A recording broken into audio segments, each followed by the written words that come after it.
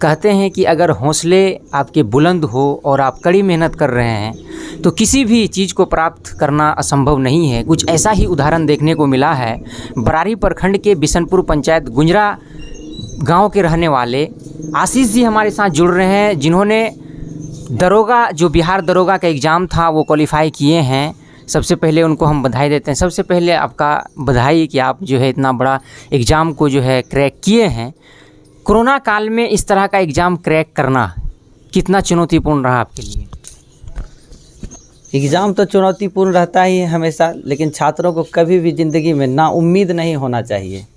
नाउम्मीद ज़िंदगी का जो इंसान नाउम्मीद हो जाता है ज़िंदगी में, वो हौसला हार जाता है और सफलता को प्राप्त नहीं कर पाता है। मेरा पिछला जीवन कुछ पढ़ाई से उतना नहीं रहा है वास्ता, जैसा कुछ मतलब मैट्रिक वगैरह में हम चंचल छात्र रहते थे, खुद को हम उतना समझते नहीं थे। फिर पटना में रहे, पटना में भी उतना अच्छा से स्वाध्याय वगैरह नहीं किए, तो फिर घर आ गए। कोरोना काल का समय था, सारे किताब कॉपी पटना में ही रह गए थे। तो फिर यहाँ सोचे कैसे हम अपने लक्ष्य को पा पाएंगे।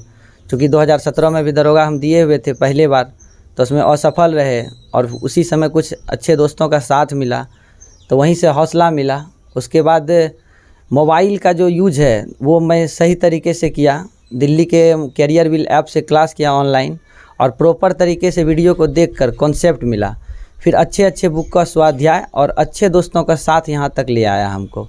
और मोबाइल में कई बार मेरे पिताजी तंज भी कसे कि मोबाइल में क्या करते हो, गेम वगैरह खेलते हो या फ़ोन पे बात करते हो। पर मोबाइल का सही यूज अगर आज के युवा करें तो अपने सही मुकाम पे लक्ष्य को पा पाने में आसानी होगा उनके। हमारे दर्शक ये जानना चाहते हैं कि आपका जो एक रूटीन वर्क था तैयारी करने का, वो क्या था? हर एक छोटा परिवर्तन ज़िंदगी में बड़ा बदलाव लाता है। मेरा रूटीन वर्क था कि सुबह में 6 साढ़े 6 बजे तक उठ जाना है और 11 बजे तक स्वाध्याय करना है दोस्तों के साथ।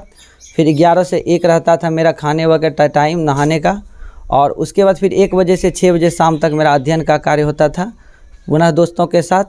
और फिर रात में अपने से स्वाध्याय अकेले घर पर करते थे, और हमारे कुछ दोस्त थे, उन्हीं के साथ हम अध्ययन के लिए एक लॉज था वहीं पर जाया करते थे हम लोग। और कटिहार में ही ये हमको लक्ष्य मुकम्मल हो पाया दोस्तों के साथ। जैसे कि कोरोना काल में सरकार भी ये बोल रही है कि ऑनलाइन पढ़ाई का ज़्यादा सहारा लेना है, चूँकि स्कूल कॉलेज बंद है। ऐसे में जब आप पटना में तैयारी कर रहे थे और फिर पटना छोड़ के दूसरी जगह शिफ्ट हुए, आप कह रहे थे कटिहार शिफ्ट हुए थे, ऐसे में जब पूरा आपको ये जहन में आया कि हमको तैयारी करना है ऑनलाइन के माध्यम से, तो क्या आपको उस समय लगता था कि हम इतना बड़ा एग्ज़ाम क्रैक कर पाएंगे? पहले तो हमको भी नहीं लगता था, बार बार हम सोचे कि करना है तो करना है। फिर दोस्तों के साथ जब स्वाध्याय करने लगे तो बाज़ार में मिलने वाला हर प्रैक्टिस सेट में हम जब बनाने लगे तो हमको हर प्रैक्टिस सेट में 80 से ज़्यादा नंबर आने लगा। तो हमको ये तभी, चूँकि पहले वैसा मेरा स्टैंडर्ड नहीं था पढ़ाई का, तो हम सोचते थे या तो बाज़ार का सेट मतलब हल्का आ रहा है या फिर तैयारी मेरा अच्छा आ रहा है। तो उसी दरमियान हम अच्छे अच्छे दोस्त का तलाश करने लगे कि उनको कितना मार्क्स आ रहा है। तो पता चला कि मेरा स्टैंडर्ड कुछ बढ़ गया है। तो बाज़ार का सारा सेट हम बना के देखे तो हमको सब में 80 प्लस आ रहा था। तब हम सुनिश्चित हो गए कि प्री मेरा आसानी से हो जाएगा। तो वहीं से फिर हम मेंस का भी तैयारी करना शुरू कर दिए। आपका सफलता का राज जानना चाहते हैं, ऐसा हम कह सकते हैं कि आप श्रेय किसको देना चाहते हैं? अक्सर जो सफलता का श्रेय किसी को जाता है जो आपके बैक सपोर्ट में हमेशा रहे हैं, बैकबोन रहते हैं। सफलता हमारे माता पिता को जाता है हमेशा, और अगर उसके बाद किसी को जाता है तो हमारे अच्छे अच्छे दोस्तों को जाता है। कुछ दोस्त को नाराज़ नहीं करेंगे, उनका नाम अगर बोलेंगे तो दूसरे दोस्तों का नाराज़गी होगा। हमारे सभी साथी ने मेरा भरपूर सहयोग किया है। कभी भी मुझे नहीं लगा कि हम मतलब अकेले फील होने दिया, या कभी भी जब हम हौसला हार गए थे कि हमको लग रहा था कि हम सरकारी नौकरी नहीं ले पाएंगे, तब उसने मुझे कृष्ण बन के अर्जुन बनाया। हमको कहा कि तुम जगो और अपने आप को जानो कि तुम क्या हो। तो तभी हमको लगा कि हम कर सकते हैं, और मेरे दोस्त जो हम पे निवेश किए विश्वास का, उस पे हम खरे उतरने का कोशिश किए। जो भी लोग जो तैयारी कर रहे हैं एग्ज़ाम का, चाहे बीपीएससी का हो, चाहे यूपीएससी का हो, दरोगा का हो, ऐसे लोगों को जो छात्र अभी तैयारी कर रहे हैं उनको क्या संदेश देना चाहते हैं? वही एक बार कहेंगे कि ऐसा कुछ नहीं है कि अगर आपका पिछला इतिहास कुछ ख़राब रहा है, अगर आप मैट्रिक में उतना नंबर नहीं ला पाए हैं, इंटर में उतना ज़्यादा नंबर नहीं ले पाए हैं, तो आप ये मत सोचिए कि हम पहले से कमज़ोर छात्र हैं। हम भी बहुत तेज़ नहीं थे पहले पढ़ने में। पिछले 2-3 साल से जो हम स्वाध्याय किए तो उससे मेरा स्टैंडर्ड बहुत ऊंचा हो गया। आप सोचते होंगे कि बहुत तेज़ होगा बचपन से, लेकिन ऐसा कुछ नहीं है। जब आप जगेंगे तभी सवेरा होगा। आप सही समय पे जगिए और अपने आप को पहचानिए हम क्या कर सकते हैं। और प्रबल इच्छा शक्ति ही इंसान को आगे बढ़ाता है। अपने अंदर का प्रबल इच्छा शक्ति को जगाइए और जानिए। और पहले का इतिहास सोच के मत सोचिए कि मेरा मैट्रिक में बहुत कम % है तो हम नहीं कर पाएंगे। अगर आज आप जागे हैं तो कल आपका रिजल्ट अच्छा होगा। चलिए, आखिरी क्वेश्चन, लेकिन बड़ा इंपॉर्टेंट क्वेश्चन है, जो अक्सर लोग बोलते हैं समाज में, जो भी गार्जियन है, कि आज का डेट में जो भी बड़ा अगर नौकरी लेना है या छोटा मोटा भी नौकरी लेना है तो उसमें एक जो है घूस देना पड़ता है या पैसे का उसमें खेल होता है। आप इस जगह पे पास किए हुए हैं, क्या आपको अनुभव इससे प्राप्त हो रहा है? अनुभव तो मेरा भी कुछ रहा बहुत ख़राब। सरकार के प्रति जो लोगों का आक्रोश रहता है मन में, परिवार समाज सभी कहते थे कि सरकारी नौकरी में पैसा लगता है, पर हमको सरकार की पारदर्शिता पे पूरा भरोसा था, क्योंकि हमारे सभी साथी जितने भी थे सभी लोगों ने अपने से परीक्षा को पास किया। तभी हमको भरोसा था कि मेरा अपने से होगा।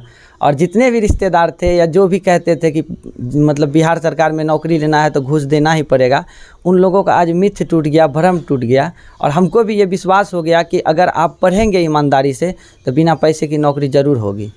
चलिए, एक बार फिर से हम आपको शुभकामनाएं देते हैं। तो हमारे साथ आशीष जी जुड़े हुए थे। बिहार दरोगा का रिजल्ट आया था 17 तारीख को, इसी महीना का 17 तारीख को, और ये एग्ज़ाम क्रैक किए हैं। बहुत ज़्यादा खुशी की बात है, इसलिए भी क्योंकि अपना बरारी प्रखंड का कहीं ना कहीं, बरारी ही प्रखंड नहीं बल्कि अपने जो भी ज़िला है कटिहार ज़िला, उनका भी नाम रोशन करने का काम किया है। और जो एक मिथ था लोगों के अंदर में कि नहीं आपको अगर नौकरी करना है तो बिना पैसे का नहीं होगा, इन्होंने बिल्कुल इसको गलत साबित करके अपने बल पे, अपने बलबूते जिस तरीके से इन्होंने एग्ज़ाम क्रैक किया है, कहीं ना कहीं लोगों को इससे प्रेरणा लेने की दरकार है। मुझे और मेरे परिवार को, जो मेरे छोटे भाई दरोगा का एग्ज़ाम निकाला है, हम लोग बहुत खुशी महसूस कर रहे हैं, बहुत प्राउड फील हो रहा है। और हमारे समाज में भी सभी व्यक्ति इस दरोगा का जो वैकेंसी में ये पास किया है उसको देखते हुए गांव में भी खुशी का माहौल दिख रहा है। और हमारे जो भी परिवार के सदस्य हैं उसे भी बहुत खुशी महसूस हो रही है कि हमारे भी परिवार में एक दरोगा लड़का हो गया। इस तरह से हमें बहुत सारे फ़ोन भी आते हैं कि बहुत बधाई देने के लिए, कि मेरे पिताजी को, मेरे छोटे भाई आशीष को भी फ़ोन आता है कि दरोगा बन गया, बहुत अच्छी बात है, हमारे परिवार में भी एक अच्छा लड़का निकला। नाम आपका? मेरा नाम मनीष कुमार। हाँ, उम्मीद तो था ही, जो पढ़ा लिखा है, पढ़ लिख के मेहनत कर रहा है तो उसका सफलता मिलना ही चाहिए। शुरू से ज़्यादा खेल पे ध्यान दिए हैं या फिर पढ़ाई पे ध्यान दिया? पढ़ाई में भी बहुत तेज था, पढ़ाई करने में, लेकिन खेल पर ज़्यादा ध्यान देता था। तो डांटते भी थे कि अब पढ़ो लिखो, कुछ समय निकाल के अब खेल कूद भी करो। तो उसमें ज़्यादा ही क्रिकेट खेलने पर रहता था, इधर उधर देखा क्रिकेट खेलने निकल जाता था, तो इसको डांटते थे। फिर पढ़ाई में ध्यान देता था पूरे।